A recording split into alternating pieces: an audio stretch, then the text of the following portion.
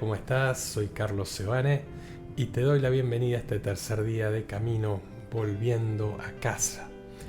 Hoy retomamos el Evangelio de Marcos desde donde lo dejamos ayer. O sea, hasta ayer leímos el versículo 19, hoy retomamos Marcos capítulo 11, versículo 20. Dice, a la mañana siguiente, al pasar otra vez, vieron que la higuera se había secado de raíz.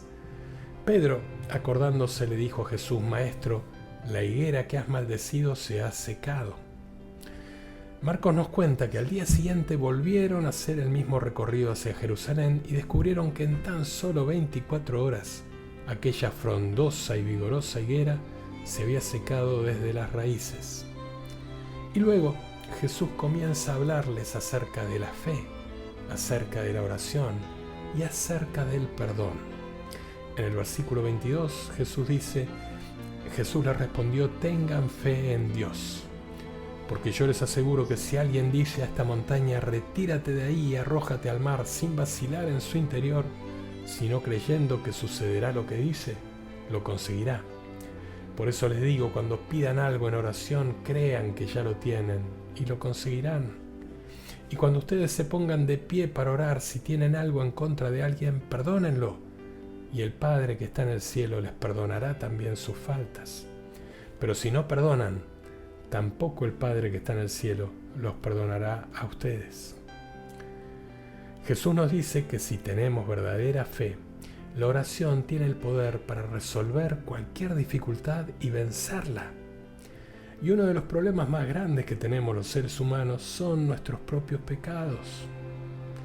Y estos son como una gran montaña que nos impiden acercarnos a Dios. Pero Él no duda en echarlos a lo profundo del mar cuando ponemos nuestra fe en Él. Y lo mismo podemos decir de las dificultades que encontramos en nuestra vida cuando Dios nos hace ver claramente que su voluntad es que hagamos algo en particular, podemos estar plenamente confiados en que ese algo se hará. Por eso, en ese sentido, Jesús nos dice, cuando pidan algo en la oración, crean que ya lo tienen y lo conseguirán. Ahora, hay que aclarar que el Señor no nos está garantizando una fórmula mágica para conseguir todo lo que queremos. No, de ninguna manera. Orar con fe no significa únicamente estar seguros de que lo que pedimos sucederá, sino que debemos asegurarnos también de que lo que pedimos se ajusta a lo revelado por Dios, porque no debemos olvidar que la fe es básicamente nuestra respuesta de confianza a lo que Dios nos dice. Por eso la oración de fe implica necesariamente estar de acuerdo con la voluntad de Dios. Solo así tenemos plena garantía de recibir lo que pedimos. Y a continuación encontramos otra aclaración. Guardar rencor en nuestro corazón contra otra persona hará que nuestras oraciones no sean contestadas como esperamos. ¿Te pasó de estar orando y que las oraciones no sean contestadas? A lo mejor hay algún rencor todavía. Hay alguien a quien no has perdonado. Antes de orar a Dios debemos de hacer todo lo que está en nuestro poder para procurar la paz con todos los que nos rodean, perdonando sinceramente a los que nos han ofendido y pidiendo perdón si nosotros hemos ofendido a los demás. Por eso no olvides nunca que nunca vas a poder perdonar a nadie más de lo que Dios ya te perdonó. Volvemos ahora al versículo 27, siempre en el capítulo 11. Y llegaron de nuevo a Jerusalén. Mientras Jesús caminaba por el templo, los sumos sacerdotes, los escribas y los ancianos se acercaron a él y le dijeron, ¿con qué autoridad haces estas cosas? ¿O quién te dio autoridad para hacerlo? Jesús les respondió, yo también quiero hacerles una pregunta. Si me responden, les diré con qué autoridad hago estas cosas. Díganme, ¿el bautismo de Juan venía del cielo o de los hombres?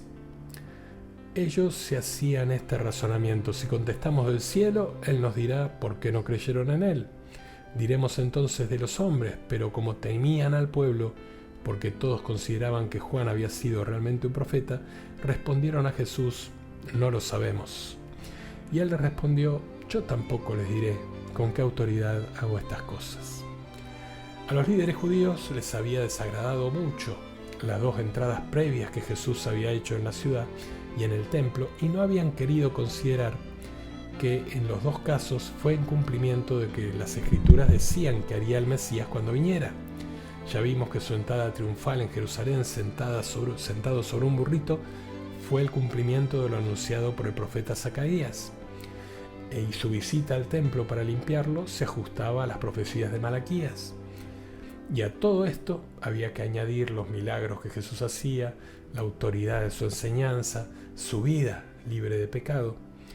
Pero a pesar de tanta evidencia, el Sanedrín no quiso reconocer a Jesús como el Mesías. Y en vista de esta situación, el Señor pasó a poner en evidencia su falta de coherencia espiritual.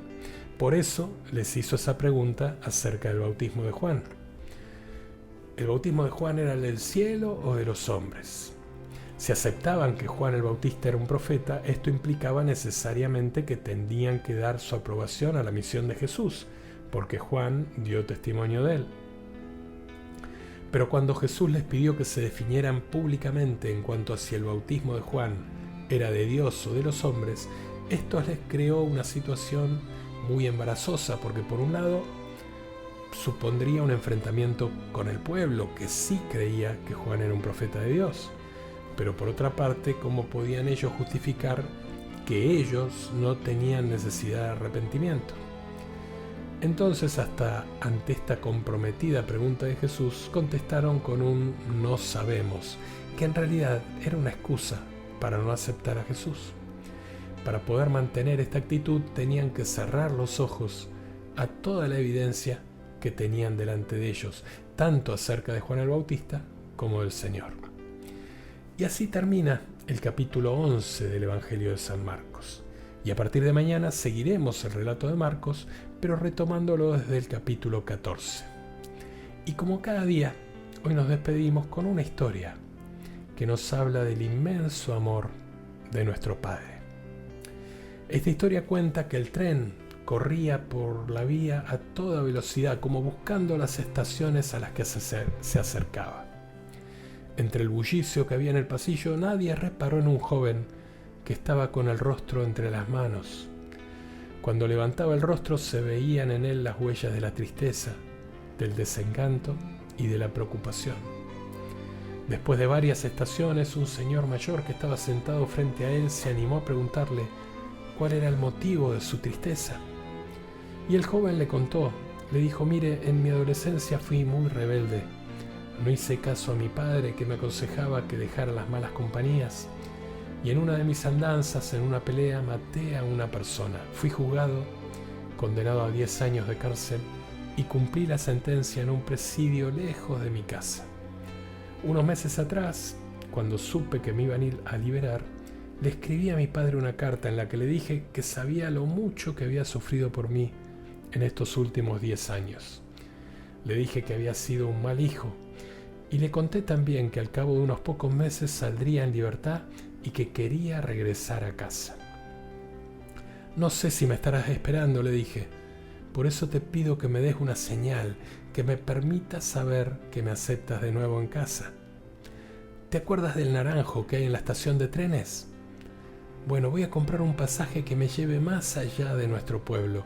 Si me has perdonado y aceptas que regrese a casa, pon una cinta amarilla en ese naranjo. Cuando yo pase en el tren, si la veo, me bajaré. Y si no, sabré que no me has perdonado y seguiré de largo y te comprendo. Tienes razón. Te aseguro que si no veo la cinta amarilla, nunca más te molestaré. Y ahora que nos estamos acercando a la estación en la que me debo bajar, prosiguió el joven, la verdad es que tengo mucho miedo. ¿Podría usted hacerme el favor de mirar y decirme si ve una cinta amarilla en el árbol? El tren fue avanzando, el hombre se asomó por la ventanilla y gritó lleno de alegría: mirá esto, no podés dejar de ver este espectáculo. Y alzando los ojos surcados por las lágrimas, el joven no podía creer lo que estaba viendo. Contempló el espectáculo más hermoso que podían ver sus ojos.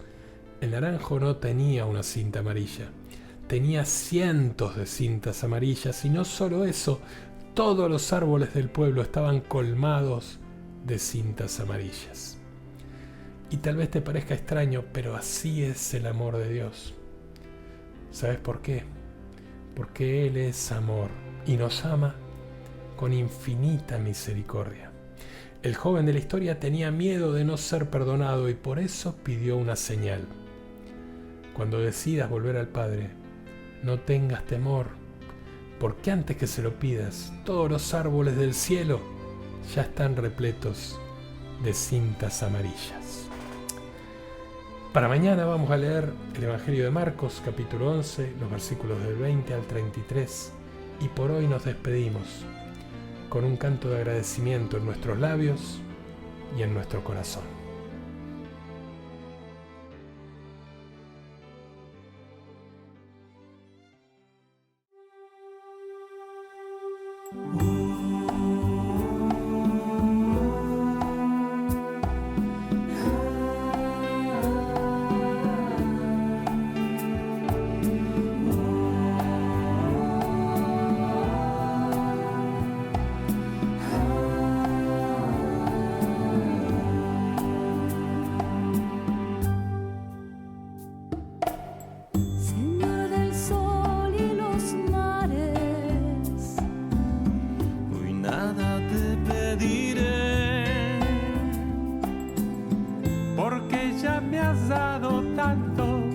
Solo quiero agradecer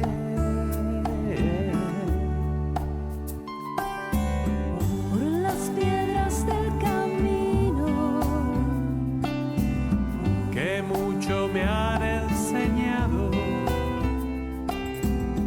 las lecciones que he aprendido y las que aún no he aprobado.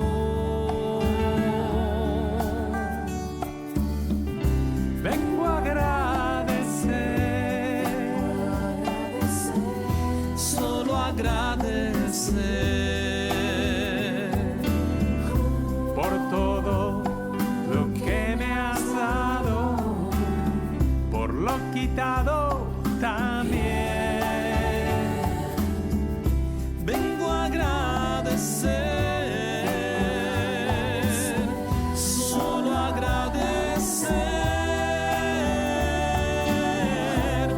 Ya no te pido nada,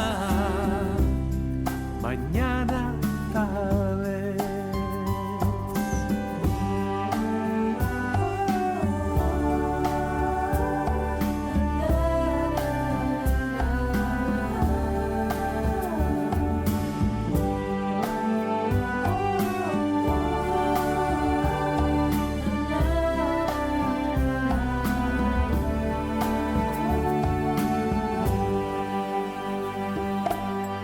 que todo es un gran regalo, de sobra lo he comprobado, Pues nada vino conmigo y así miré al otro lado. Señor del sol y los mares, De tu rostro ya no huyo. Al final he comprendido que no hay amor como el tuyo.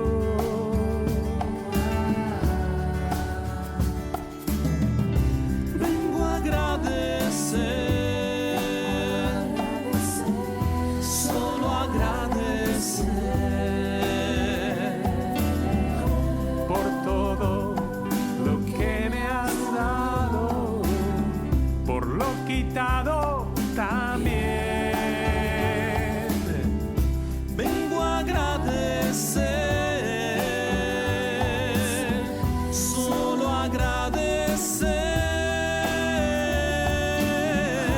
Y ya no te pido nada, mañana tal vez. Vengo a agradecer,